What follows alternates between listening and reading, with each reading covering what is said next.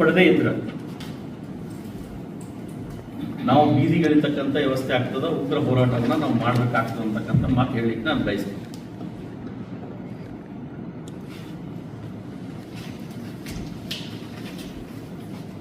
ಕನ್ಯಾದಿ ಶ್ರೀಗಳು ಹೇಳಿಕೆ ಅದನ್ನು ಯಾವ ರೀತಿ ತಗೋತೀವಿ ನೋಡಿ, ನಿಮಗೊಂದು ಉದಾಹರಣೆ ಹೇಳೋದು. ಲಿಂಗಾಯತ ಮಠಾಧೀಶರು ಕೂಡಲ ಸಂಗಮ ಕ್ಷೇತ್ರ ವೀರಶೈವ ಲಿಂಗಾಯತ ಪುಣ್ಯಕ್ಷೇತ್ರ ಅಂತೇಳಿ ನಾವೆಲ್ಲ ಭಾವಿಸ್ತೀವಿ. ಬಸವಣ್ಣನವರು ಲಿಂಗೈಕ್ಯ ಆಗಿದ್ದು ನೀವೆಲ್ಲರೂ ಅಲ್ಲಿ ಒಪ್ಪೋತಿರೇನಿಲ್ಲ. ಅಲ್ಲಿ ಬಸವನ ಬಾಗೇವಾಡಿ ಮೂಲ ನಂದೀಶ್ವರ ಆರಾಧನೆ ಮಾಡ್ತಾರೆ.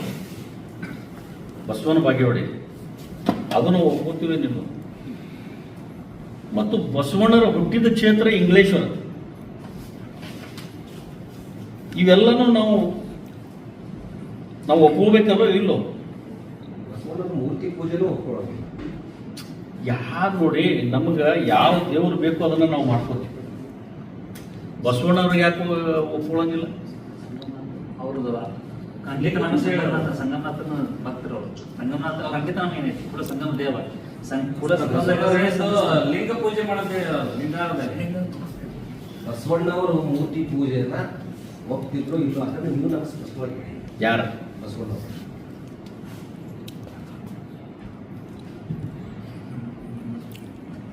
ಅದಕ್ಕೆ ಉತ್ತರ ನಾನು ಕೊಡ್ಬೇಕಾಗ್ತದೆ.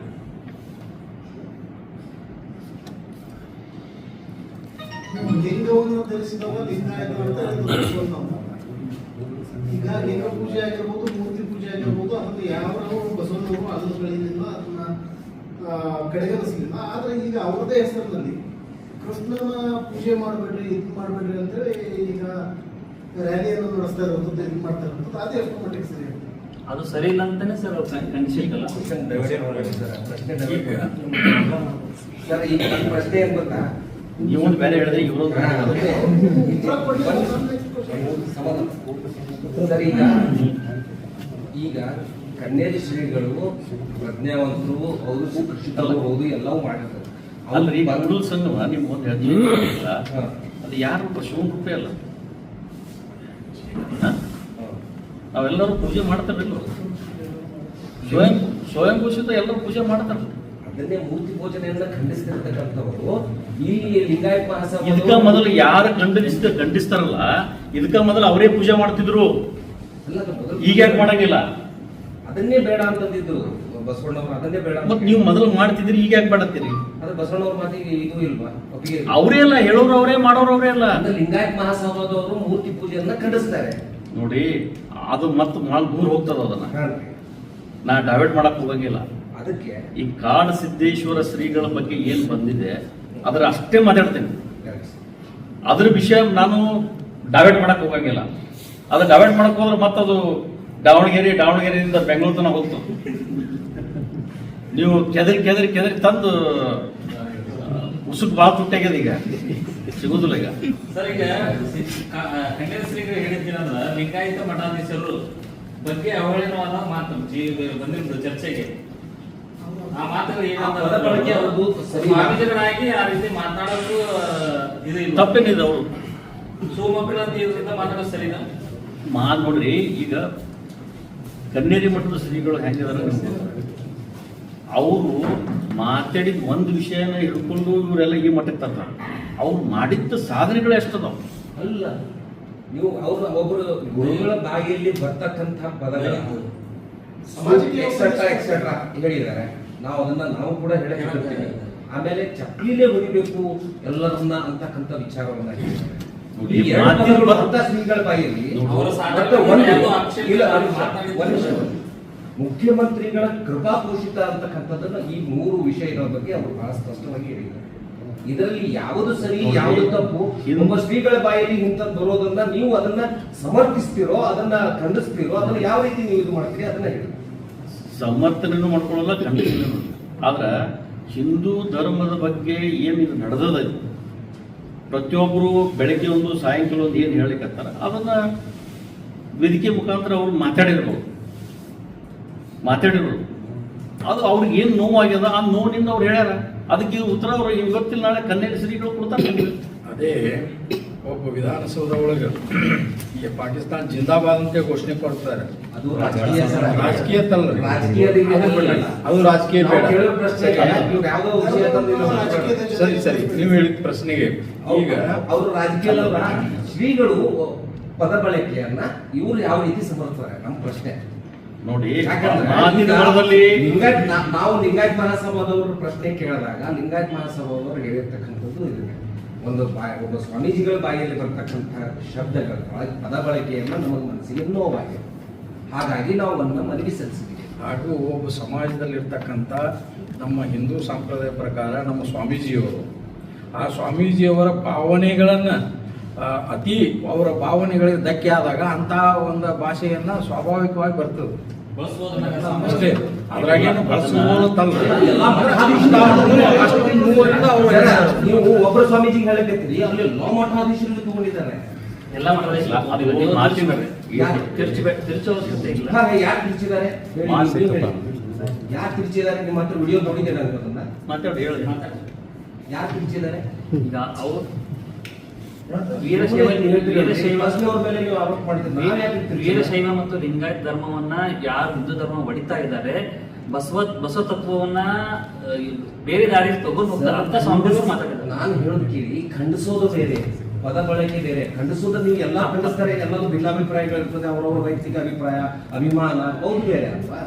ಪದ ಬಳಕೆ ಏನಿದೆಯಲ್ಲ, ಎಕ್ಸೆಟ್ರಾ ಅಂತ ಬೈಯೋದು, ಚಪ್ಪಲಿಯಲ್ಲಿ ಹೊಡೆಯೋದು, ಎಲ್ಲಾ ಮಠದೇಶ್ವರನ್ನ ಕರ್ಕೊಂಡ್ಬಂದು ಚಪ್ಪಲಿಯಲ್ಲಿ ಹೊಡೆಯೋದು ಅಂತ ವಿಚಾರ, ಇದು ಅವರ ಮನಸ್ಸಿಗೆ ನೋವಾಗಿದೆ. ಇದನ್ನ ನೀವು ಯಾವ ರೀತಿ ಸಮರ್ಥಿಸ್ಕೊತೀರಿ? ನೋಡಿ, ಅದನ್ನ ಯಾವ ಮಾತಿನ ಬರದಲ್ಲಿ ಪರಮ ಪೂಜ್ಯರು ಮಾತಾಡ್ಯಾರ ಏನ್ರಿ, ಮಾತಾಡಿದ್ದನ್ನ ಅದನ್ನ ಸ್ವಾಭಾವಿಕ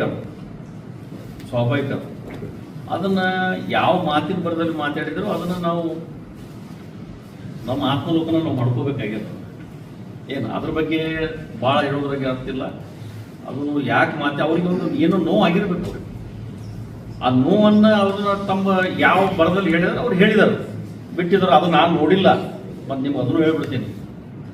ನೋಡಿದಂದ್ರೆ ನಾನೇನು ಹೇಳ್ತಿದ್ದೆ, ಅದೆಲ್ಲ ಒಂದು ಆಗ್ಯದ. ಈ ರೀತಿ ಇದು ಜಿಲ್ಲಾಡಳಿತಕ್ಕೆ ನಿರ್ಬಂಧ ಮಾಡೋದು ಇದು ಏನು ಅವಶ್ಯಕತೆ ಇದೆ? ಇದು ತಪ್ಪಲ್ಲ. ಇದನ್ನ ಶಾಂತಿ ಧಕ್ಕೆ ಬರುತ್ತೆ. ಶಾಂತಿಗೆ ಎಲ್ಲಿ ಧಕ್ಕೆ ಬರ್ತದ್ರಿ? ಯುವಾದಿಂದ ಹೇಳಿದ್ರಿಂದ ಯುವಾದಿತ ಅಲ್ಲ, ಇದು ಯುವಾದಿತ ಅಲ್ಲ. ನಿಮ್ಮ ಸಾರಾಂಶವಾಗಿ ಎಲ್ಲ ಪರಮ ಪೂಜ್ಯರು ಎಷ್ಟು ಮಂದಿ ಇವತ್ತು ನಮ್ಮ ಜಿಲ್ಲೆಯಲ್ಲಿ ಇದಾರ, ಎಲ್ಲರನ್ನ ಕರ್ಕೊಂಡ್ಬಂದು ಒಂದು ಕುಂಡ್ರಿಸ್ತೀನಿ. ಶ್ರೀಗಳ ಕೂಡ ಎಲ್ಲರೂ ಕೂಡ ಇದಕ್ಕೆ ವಿರೋಧ ಮಾಡಿದ್ದಾರೆ.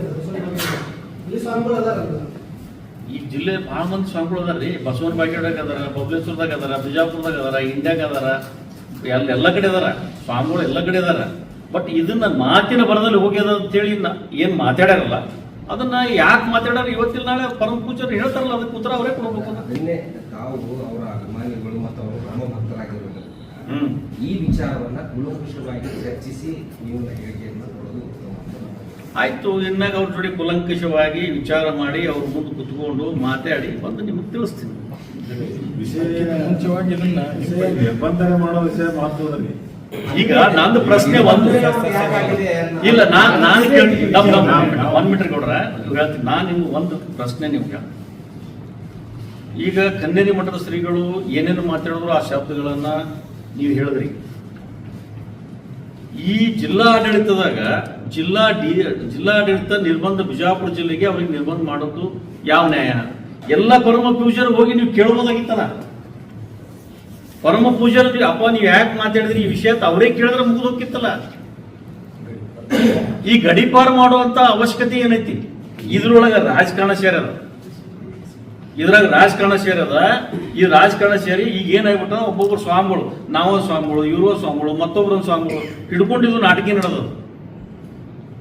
ಇದು ರಾಜಕಾರಣ ಸೇರಿಸೋದು ಅವಶ್ಯಕತೆ ಏನದ? ಹಿಂದೆ ನಮ್ಮ ನಡೆದಾಡುವ ದೇವರು ಸಿದ್ದೇಶ್ವರ ಶ್ರೀಗಳಲ್ಲಿ ಒಬ್ಬರು ಸ್ವಾಮಿಗಳಿದ್ರು.